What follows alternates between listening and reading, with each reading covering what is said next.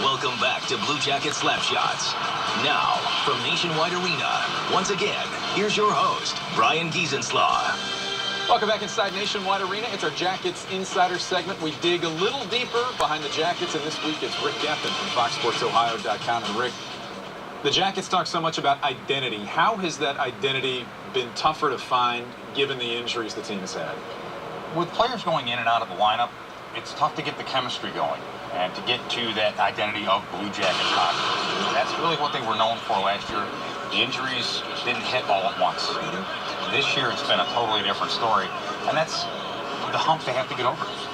Todd Richards, says I can only play the guys that I have on a night-to-night basis. I can only play the cards that I've been dealt.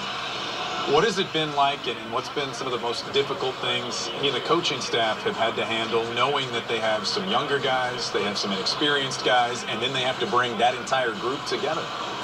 Well, the biggest thing is that Todd Richards has to get the guys thinking forward, moving forward with their identity, playing the way they know how leads to them playing a simpler game. And that's really what they have to do. What about this season so far when you have different guys in and out of the lineup? You have a chance to see some guys that maybe we wouldn't have seen.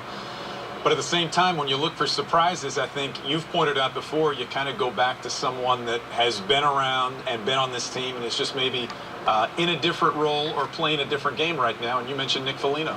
Nick Foligno he's the consummate professional. And he's the guy that Todd Richards goes to whenever he needs a position filled. I asked him the other day, what's next? Playing the goalie, and he said he'd have to hug himself at that point. But no, Nick Foligno really, he's stepped up his game, and I think it's the last year of his life has made him a better man and a better professional hockey player, and that's really paid dividends for the Blue Jackets. Every team throughout the season goes through injuries. It can come at different times. It can come in different waves.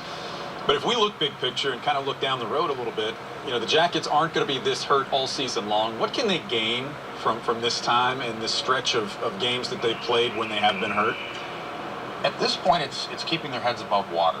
And it's also a character building, exercise for them. They have to look at this as we need to stay the course. Play Blue Jackets hockey, play to our identity, play to our strengths until they get the guys back in the lineup that have been out. All right, we look ahead to the week that the Jackets have on the docket, and you see the Flyers, you see the Capitals, and you see the Sharks. And of that group, the Jackets have played San Jose once and beat the Sharks in California, but getting a first taste of a different Washington team and the Flyers also. What do you see there? Washington is my dark horse team in the Metro this year.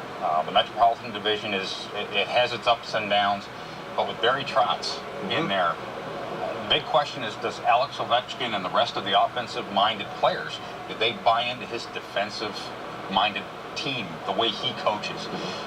Philly, they've had some issues in goal right now, and that's something that the Blue Jackets can take advantage of. All right, Rick, one thing we talked about in terms of injuries and getting guys back was such a big piece coming back in Boone Jenner. And like anyone else who missed the first part of the season, he had to ramp his way up. But when they put him in Carolina, playing center with Scott Hartnell on the wing, it just looked like that was a pairing that's going to be good for this team. It looked like a pairing that had been playing together for much longer than, 1 or 2 games. They play a very similar style.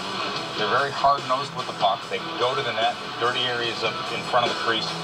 That's where they're going to score. That's where they find success, and that complements each other when they play that way. Yeah, I think the Jackets like what they've seen there. They also like Jack Skilly, because when he was here last season, it was he was here and then he wasn't. And I think this season Jack Skilly looks like he feels a bit more comfortable than he has in the past. Why?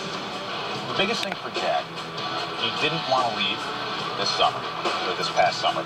He's back now with the waiver wire pickup, but he knows how hard it is to stay in this league. So he's giving it his all, 100% every time he goes out on the ice, and it shows in his play and the guys that he's playing with. He's elevating their play. Yeah, a very physical style, and what a shot Jack Skilly has from the offensive side. All right, on the website, FoxSportsOhio.com, give me an idea of what we can look for there and something you've worked on recently that folks can find. Well, the biggest thing right now that kind of speaks to the character of the team and of the guys in the room is the piece I did on the veterans. They have to step up and lead the way for the youngest team in the league for the second year in a row.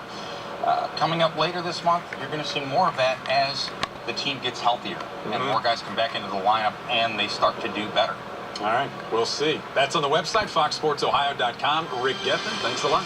Thank you, Brian.